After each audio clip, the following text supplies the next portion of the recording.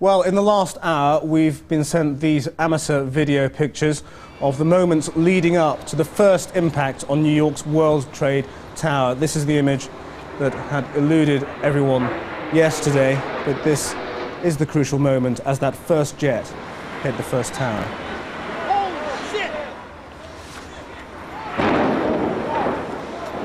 Of course, that was at around 9:15 in the morning, New York time. American Airlines Flight 11 crashing into the North Tower of the World Trade Center. Within about 15 minutes, of course, the second United Airlines jet had crashed into the other tower. So, as President Bush appeals for resolve and to hunt for those responsible, speculation is focusing around the militant Islamic leader Osama bin Laden. Officials say military options are being considered. Jonathan Rugman reports on who might be behind the attack and the options a wounded America faces. No longer a man in hiding in his own country, President Bush has returned to the White House. He said America was full of quiet, unyielding anger, that the hunt for the killers had begun. We will make no distinction between the terrorists who committed these acts and those who harbor them. This is not the first time the World Trade Center's been attacked. In 1993, a bomb planted in an underground car park killed 6 people. The investigation which followed led to this man, Afghanistan-based Osama bin Laden, America's most wanted man. Bin Laden's also prime suspect for last year's bombing of the warship, the USS Cole, off the coast of Aden.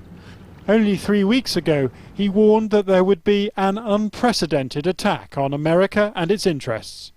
This is believed to be one of bin Laden's camps, surrounded by tanks of the Taliban militia. In a Channel 4 interview 4 years ago, he made clear his hatred of the United States.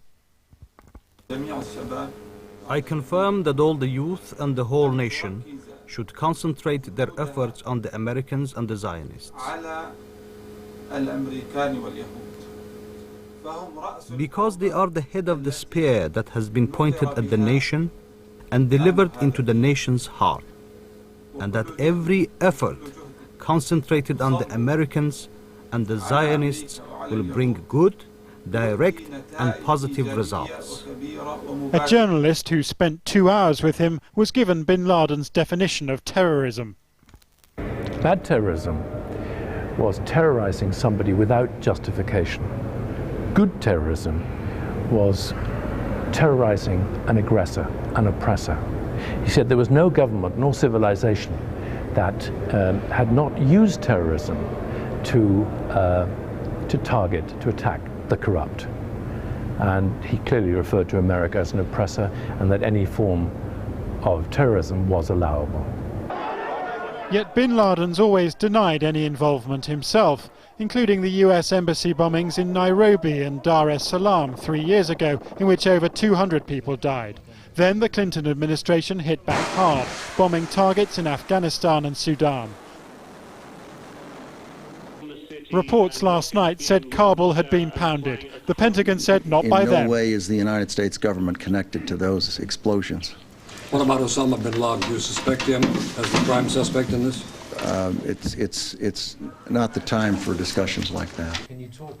In a hastily arranged press conference, the Taliban foreign minister said bin Laden was in Afghanistan, but not responsible for the World Trade Center attack. And those who've met bin Laden have their doubts. He's highly intelligent, he has a good organization, but I wouldn't have thought that he was quite up to that sort of level of operation on his own. Now, we know that there is a cell structure of Islamic groups throughout the world, actually. So there is just that possibility that another country might have been involved in the planning. Celebrations in East Jerusalem yesterday illustrated the depth of ill feeling towards America across the Arab world. But while it would be wrong to make a quick rush to judgment, Washington will eventually require force to be met with force. Jonathan Rugman. Well, our Washington correspondent David Smith was working on the West Coast when the terrorist attacks took place. He's in San Francisco, and Taimur Nabili was working in Manhattan, and he is there. David, I mean, if it is possible to gauge the mood, what is it? Well, there's a mood of anger, Christian, and there's a mood of quiet fury. But all that is tempered, I think, by the reality that really the rules of engagement in the war, quote, against terrorism has been changed in the past 24 hours. And one of the things, listening to what was being said earlier in the programme, is that I'm not quite sure that we're seeing that at this stage. And certainly at the White House, where they must be pondering options that look at what we'd expect now, quite frankly. We'd expect Afghanistan, we could be looking at Pakistan, and George Bush, I think, was giving us a clear warning that nation states will be vulnerable from this point on if they're harbouring those responsible. But think about it. We've watched the kind of coordinated, quite unbelievable attacks across this country in the past 24 hours. And I suspect the rules of engagement in this war have changed beyond our comprehension. And that's why the next decision is of such incalculable importance, because to play it by the old rules will almost certainly earn the distrust of the world at large and raise the question of where this war is going. Tamor, in New York, I mean, from the coverage on the networks, from people you've been speaking to, I mean, is there a demand for punishment already? Well, anger, yes, and fury, yes, as David mentioned there. But I think here in New York, the real feeling is only going to begin to be apparent when morning comes, and as the workers dig through the rubble, because really here it's a far more personal story. We don't know how many people were in that building, but estimates are in the tens of thousands at the worst count. And obviously they all have relatives, they all have friends, and the real problem here is going to be when people wake up and really feel the impact of personal loss, not necessarily political. And this is a process that's going to take a huge amount of time, even to identify people, isn't it, Tamor? It's certainly going to take time just to begin to unearth some of these people. The amount of rubble down there, as you can imagine, is enormous. And they're being hampered by problems with electricity, by fears that there may yet be more collapses to come, that there may be gases around, possible explosions. At the moment, it's really treading very gently indeed. David, what does this do for people's sense of security in America wider, beyond New York? Oh, David, I think we've lost David Smith momentarily. I mean, Tamor, perhaps I can put that question to you. I mean, on a wider level, I mean, what does this do to people's sense of security? Because although America has been a society that's always thought about terrorism, it's been so rarely actually attacked.